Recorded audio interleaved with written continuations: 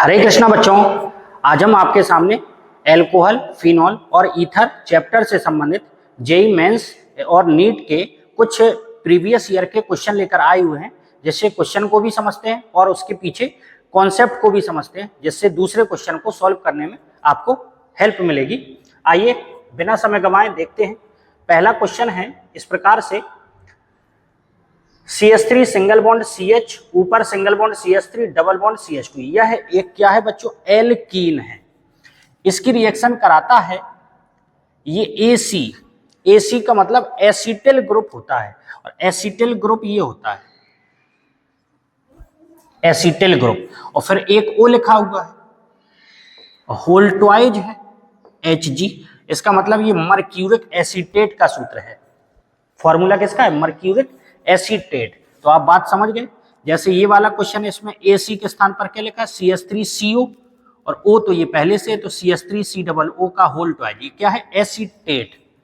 CH3COO minus, ये क्या होता है बच्चों? एसीटेट होता है। ठीक है, तो देखिए होगा क्या, अगर कोई एल्कीन है और मर्क्यूरिक एसीटेट ऑब्लिक H2O, दूसरे में सोडियम बोरोहाइड्राइड, ये एक रिड्यूसिंग एजेंट है, अपचायक पदार्थ, दुर्बल अपचायक पदार्थ है, वीक रिड्यूसिंग एजेंट।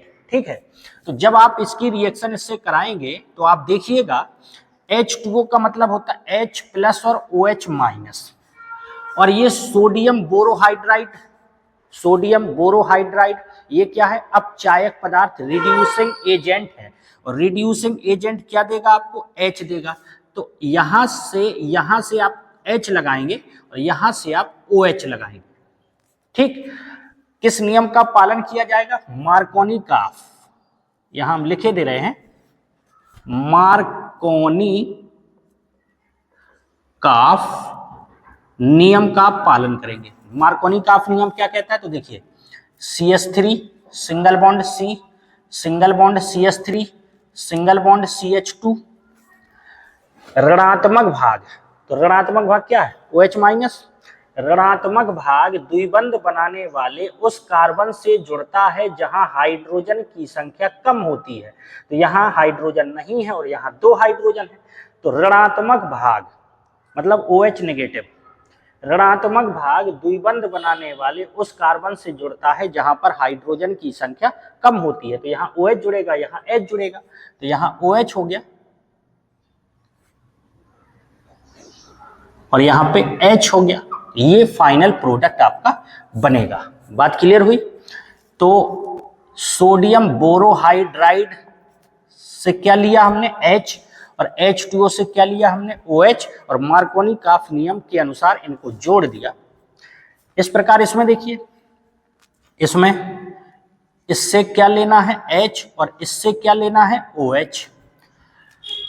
ऋणात्मक भाग द्विबंध बनाने वाले उस कार्बन से जुड़ता है जहां पर हाइड्रोजन की संख्या कम होती है। तो यहां पर कम है तो यहां OH जुड़ेगा, यहां H जुड़ेगा, तो प्रोडक्ट उत्पाद क्या बनेगा बच्चों? CHOH single bond CH3। ऋणात्मक भाग द्विबंध बनाने वाले उस कार्बन से जुड़ता है जहां पर हाइड्रोजन की संख्या कम होती है। तो यहां OH जुड़ेगा, यहां H जुड़ेगा। बात क्लियर हुई? ठीक, इसमें देखिए, इसमें अगर आप गौर करें तो यहां से तो क्या लेना है आपको? H, और यहां अभी तक क्या होता था? जल होता था। यहां मेथिल अल्कोहल है, तो आपको जोड़ना वही है। कौन सा पार्ट? ऋणात्मक, नेगेटिव पार्ट जोड़ना है, ऋणात्मक भाग जोड़ना है। यहां CH3OH में ये H प्लस होगा, ये पूरा ऋणात्मक भाग, नेगेटिव पार्ट है, तो बस इसी को जोड़ना है। तो जोड़ दीजिए, CH3 single bond CH single bond CH2। ऋणात्मक भाग द्विबंध बनाने वाले उस कार्बन से जुड़ता है जहां पर हाइड्रोजन की संख्या कम होती है। तो यहाँ पे जुड़ेगा OCH3 और यहाँ पे जुड़ेगा H। ये प्रोडक्ट बन गया। इसमें देखिए, इसमें डाइल्यूट H2SO4 की उपस्थिति में जल से क्रिया हो रही है, तनु H2SO4, डाइल्यूट का मतलब होता है तनु H2SO4। अगर ये ना लिखा हो तो H3O प्लस लिखा होगा। H3O प्लस जानते हैं, H2O/H+। ठीक, अम्लीय जल अपघटन, एसिडिक हाइड्रोलिसिस। तो होगा क्या बच्चों, H2O का मतलब क्या होता है, H2O का मतलब होता है H+ और OH-। इसमें भी मार्कोनी काफ का नियम लगाइए, ऋणात्मक भाग नेगेटिव पार्ट OH-, ऋणात्मक भाग द्विबंध बनाने वाले उस कार्बन से जुड़ता है जहां पर हाइड्रोजन की संख्या कम होती है, तो यहां पर जुड़ेगा। तो CH3 CH OH CH3। इस प्रकार से आपको ये रिएक्शन और इनके पीछे का कॉन्सेप्ट आपको समझ में आया होगा। अगले क्वेश्चन देखते हैं। इस क्वेश्चन को देखिए बच्चों, एसीटोन, एसीटोन को आपने लिखा CH3 COCH3, रिएक्शन कराई C2H5MgBr। आपको पता मैग्नीशियम मेटल है, धातु है, धातु क्या होती है, धनायन, ये ऋणायन हो गया। इसमें बॉन्ड टूटा, ये माइनस का, ये प्लस का, क्योंकि ऑक्सीजन की इलेक्ट्रोनेगेटिविटी, विद्युत ऋणात्मकता कार्बन से अधिक होती है। ऑक्सीजन मोर इलेक्ट्रोनेगेटिव होता है, तो ये इलेक्ट्रॉनों को अपनी ओर खींचेगा, तो बॉन्ड इसी तरफ टूटेगा। अब प्लस माइनस को जोड़िए, तो CH3 C पर है प्लस, प्लस से माइनस को जोड़िए, O है माइनस, और O से माइनस, O माइनस वाले से प्लस को जोड़ दीजिए, MgBr। इसके बाद आगे H2O जल अपघटन कराया, एसिड की उपस्थिति में, अम्ल की उपस्थिति में। जल क्या होता है, HOH, तो यहां से बॉन्ड टूटेगा, H यहां, OH यहां, क्योंकि O तो यहां पहले से है, तो यहां H जाएगा, इस तरफ OH जाएगा। क्या बना, CH3 OH C2H5 plus MgOH Br। ये आपका क्या बन गया बच्चों, 3 डिग्री एल्कोहल, टर्सरी एल्कोहल बना। कैसे आप पहचानेंगे, OH जिस कार्बन से जुड़ा है, ये वाला कार्बन 3 कार्बन से जुड़ा है, एक तरफ से, 2 तरफ से, 3 तरफ से, तो ये 3 डिग्री एल्कोहल हो गया। ठीक है, इस क्वेश्चन को देखिए, अगर आप देखें तो सोडियम बोरोहाइड्राइड एल्कोहल की उपस्थिति में, सोडियम बोरोहाइड्राइड ये क्या है, रिड्यूसिंग एजेंट, अपचायक पदार्थ। तो अपचायक पदार्थ है, तो ये क्या देगा बच्चों, H। अब ये दुर्बल अपचायक पदार्थ, वीक रिड्यूसिंग एजेंट है, तो दुर्बल अपचायक पदार्थ है, तो ये क्या है, इसको देखिए COOR, ये एस्टर है, और एस्टर का दुर्बल वीक अपचायक रिड्यूसिंग पदार्थ एजेंट, इसका अपचयन नहीं कर पाएगा एस्टर का, क्योंकि ये वीक है, दुर्बल है, तो इसका तो अपचयन नहीं होगा। तो अब बचा कौन, ये बचा कीटोन समूह, इसका अपचयन हो जाएगा। ये कौन सा समूह है, कीटोन। तो जब इसका अपचयन होगा तो एक बॉन्ड टूटेगा, और एक बॉन्ड टूटेगा तो एक H यहां लगेगा, एक H यहां लगेगा, तो बनना क्या है, एक बॉन्ड टूट जाएगा तो एक H यहां, एक H यहां, बाकी का ज्यों का त्यों, CH3 CH2 COO CH3, ये आपका फाइनल आंसर आ जाएगा। इसमें देखिए बच्चों, निर्जलीकरण, निर्जलीकरण का मतलब होता है डिहाइड्रेशन, जल निकाल देना। अब देखिए जल निकालते हैं तो OH तो यहां से जाएगा, जल निकालने के लिए आपको क्या चाहिए, HOH, तो OH यहां से गया। ठीक, अब ये कार्बन है, ये अल्फा कार्बन है, और ये जो कार्बन है ये बीटा कार्बन है, ये जो कार्बन है ये बीटा कार्बन है। इसमें कौन सा रूल लगेगा, रूल लगेगा सेट-जेफ रूल। क्या कहता है, सेट-जेफ नियम कहता है ऋणात्मक मतलब नेगेटिव पार्ट, ऋणात्मक अवयव से जुड़े कार्बन के उस निकटवर्ती कार्बन से हाइड्रोजन को लिया जाता है जहां हाइड्रोजन की संख्या कम होती है। यहां क्या लिखा है बच्चों, CH2, और यहां क्या लिखा है, CH3। हाइड्रोजन वहां का लिया जाता है जहां हाइड्रोजन की संख्या कम होती है। तो यहाँ 2H है, यहाँ 3H है, तो यहीं का H लिया जाएगा। तो यहाँ का H और यहाँ का OH, H2O निकल गया। क्या बचा देखिए,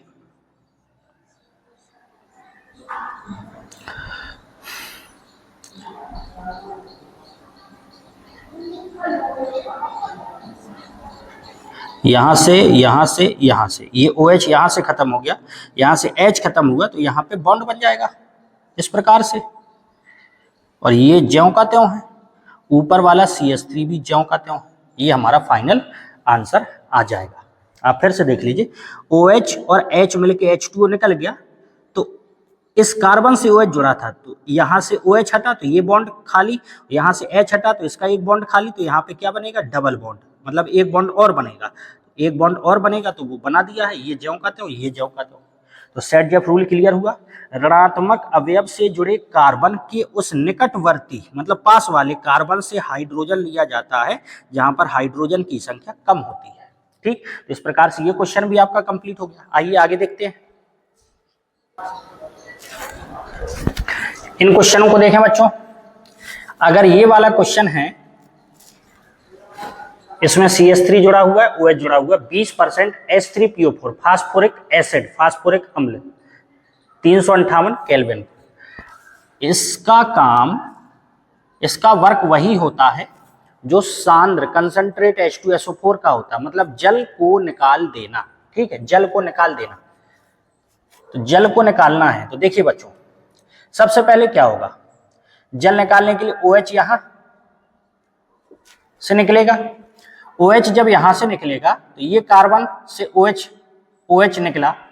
अब ऋणात्मक अवयव से जुड़े कार्बन के उस निकटवर्ती कार्बन से हाइड्रोजन लिया जाता है। यहाँ क्या होगा बच्चों, CH2 होगा, CH2। तो ऋणात्मक अवयव से जुड़े कार्बन, ऋणात्मक अवयव से जुड़े कार्बन कि उस निकटवर्ती कार्बन से हाइड्रोजन को लिया जाता है जहां हाइड्रोजन की संख्या कम होती है। ये कौन सा रूल है, सेट-जेफ रूल। तो H यहां का लगेगा और OH यहां का लगेगा। तो क्या बना आपका, ध्यान से देखिएगा, ये तो आपका CH3 हो गया ज्यों का त्यों, एज इट इज। OH यहां से और H यहां से, तो इस कार्बन से OH हुआ, इस कार्बन से H, तो यहां पर बीच में आपका एक बॉन्ड और बन जाएगा। तो ये क्या बनी, मेथिल साइक्लोहेक्सीन। बात क्लियर हुई। तो इसमें कौन सा रूल लगाया, सेट-जेफ रूल। क्या ये, इसका काम क्या होता है, जल को अलग कर देना। तो जल अलग होगा तो OH अलग होगा। अब ऋणात्मक अवयव से जुड़े कार्बन के उस निकटवर्ती कार्बन से हाइड्रोजन लिया जाता है जहां हाइड्रोजन की संख्या कम होती है। तो यहां से H लिया, यहां से OH लिया, आपका प्रोडक्ट बन गया। इस क्वेश्चन को देखें। अगर इस क्वेश्चन को देखा जाए तो इस क्वेश्चन में ये जो है, ये बिग बड़ा क्षार है, ये बिग बेस है, बड़ा बेस है, क्षार है। ठीक है, अब अगर बड़ा बेस है, क्षार है, तो देखिए बच्चों, इसमें आपने यहां से Cl निकाला, यहां से Cl निकाला। तो जैसे आपने Cl निकाला तो ये माइनस और ये प्लस, पोजीशन ये हुई।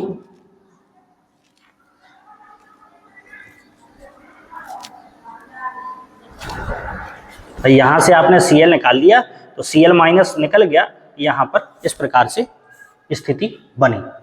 अब देखिए, अब आप यहां का H निकालेंगे या यहां का H निकालेंगे। H कहां का निकालेंगे, तो देखिए ये बड़ा क्षार है, बिग बेस है, तो इसमें E2 अभिक्रिया होगी, E2 एलिमिनेशन होगा। E1 होता है, E2, तो E1 और E2, तो इसमें कौन से एलिमिनेशन होगा, E2 एलिमिनेशन होगा। और इसमें जब ये बहुत बड़ा क्षार है तो आपका H यहां से निकले कि H यहां से निकले, तो H वहां से निकालेंगे जहां हिंड्रेंस कम हो, भीड़ भाड़ कम हो। भाई H यहां से भी निकल सकता है, यहां से भी निकल सकता है, तो H वहां से निकालेंगे जहां भीड़ भाड़, जिसको कहते हैं हिंड्रेंस, कम हो। यहां से अगर निकालेंगे तो देखिए यहां तो भीड़ भाड़ ज्यादा है और यहां सीधी शाखा है, सीधी चेन है, खुली श्रृंखला है, ओपन चेन है, तो यहां हिंड्रेंस कम है, भीड़ भाड़ कम है, तो H यहां से लेंगे, तो H यहां से जब आप निकाल देंगे, H प्लस यहां से निकाल देंगे तो यहां बचेगा डबल बॉन्ड CH2। समझ में आया होगा? आप इस प्रकार से भी समझ सकते हैं, यहां पे अगर आप H प्लस निकालेंगे ये माइनस आएगा, ये माइनस आएगा और ये क्या होगा प्लस, H प्लस निकल गया तो प्लस माइनस मिलके बॉन्ड बना लेंगे, तो आपका फाइनल प्रोडक्ट ये बन जाएगा। तो ये बड़ा क्षार है, तो H वहां से निकालेंगे जहां हिंड्रेंस कम होगा, हिंड्रेंस मतलब भीड़ भाड़, ये ओपन चेन है, खुली श्रृंखला थी यहाँ पे CH3, तो खुली श्रृंखला थी तो यहाँ भीड़ भाड़ कम है, तो H यहां से निकाल दिया, तो ये फाइनल प्रोडक्ट आपका बन गया। इसमें देखें बच्चों, इसमें अगर आप देखें तो फिर से H3PO4 फास्फोरिक एसिड अम्ल से क्रिया करा रहा है और ये टेम्परेचर कितना है 120 डिग्री सेंटीग्रेड, ए बनेगा। इसके बाद बोरेन से क्रिया कराई, H2O2 hydrogen peroxide, OH minus base और H2O, ये हाइड्रोबोरेशन रिएक्शन है, हाइड्रोबोरेशन ऑक्सीडेशन रिएक्शन है। इसमें हमने आपको बताया था केवल जल को जोड़ना पड़ता है और एंटी मार्कोनी काफ का नियम लगता है। आइए इसको देखते हैं। यहां देखिए, यहां पर हमने आपको कुछ देर पहले बताया था इसका काम वर्क क्या होता है, जल को अलग कर देना। जल अगर अलग करेगा तो OH यहां से जाएगा। अब ऋणात्मक अवयव H और चाहिए आपको, ऋणात्मक अवयव निगेटिव पार्ट से जुड़े कार्बन की उस निकटवर्ती कार्बन से, तो यहां तो एक ही कार्बन है, एक ही कार्बन बच रहा है। अब यहां पर एक बॉन्ड, दो बॉन्ड, तीन बॉन्ड और एक क्या है इसके पास H है, तो यहां पे केवल एक ही कार्बन बचा। इसमें ऋणात्मक अवयव से जुड़े कार्बन की उस निकटवर्ती कार्बन से हाइड्रोजन लिया जाता है जहां हाइड्रोजन की संख्या कम है। लेकिन यहां अगर आप गौर कर पा रहे हो तो यहां पर कार्बन तो है, ऋणात्मक अवयव से जुड़े कार्बन की उस निकटवर्ती कार्बन से, तो एक ही निकटवर्ती कार्बन है। तो यहां हम चेक करेंगे तो देखिए होगा क्या, एसिड है तो एसिड क्या करेगा, H प्लस का अटैक करेगा, H प्लस, तो देखिए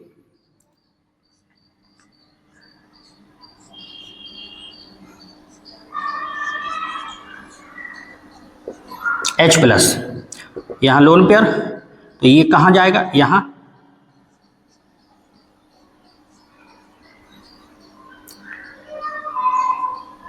OH2 प्लस हो जाएगा, ठीक, OH2 प्लस हो गया।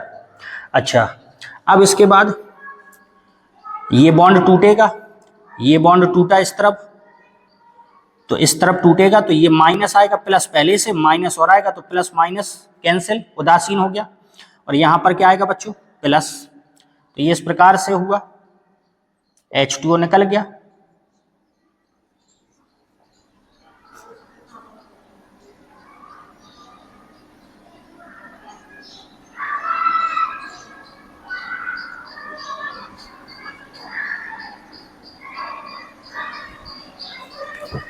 इस प्रकार से हुआ, ठीक है। अब इसके बाद देखिए, अब ये जो है कार्बोकैटायन जिसको कहते हैं कार्ब धनायन, ये 1 डिग्री है। अगर हम इसको यहां पर लेकर आए तो ये इधर कार्बन से जुड़ेगा, यहां कार्बन से जुड़ेगा, यहां ये 3 डिग्री बन सकता है। तो हमने इसका क्या किया, रीअरेंजमेंट, पुनर्विन्यास। पुनर्विन्यास में यहां क्या है बच्चों, यहां C है और 1 2 3 और एक H है, तो हमने इसका रीअरेंजमेंट जब किया तो यहां तो हो गया CH3, H यहां भेज दिया और यहां पर आ गया प्लस, ठीक है, यहां पर आ गया प्लस। अच्छा, इसके बाद अब आप H+ तो यहां जुड़ गया था, यहां से H2 निकल गया। अब यहां पर H और निकालना है, तो यहां पे क्या लिखा है बच्चों, CH2, यहां क्या लिखा है, CH3। ठीक है, जब आप H को निकालेंगे तो आप सोचें कि यहां कार्बन से 2H जुड़े हुए, आपको H+ निकालना है, H+। तो आप सोचें कि सर यहां से H निकालें कि यहां से H निकालें, तो हम आपको ये कहेंगे कि अगर यहां से H निकालेंगे, यहां से H निकालेंगे तो संरचना जो स्ट्रक्चर बनेगा वो स्टेबल बनेगा, स्थायी ज्यादा बनेगा। देखिए दोनों से हम समझा रहे हैं, अगर आपने यहां से H निकाला तो ये माइनस का, ये प्लस का, तो यहां ये प्लस है, ये माइनस है, बॉन्ड बनेगा। तो स्ट्रक्चर इस प्रकार से बना CH3 ये। और अगर आपने H यहां से लिया,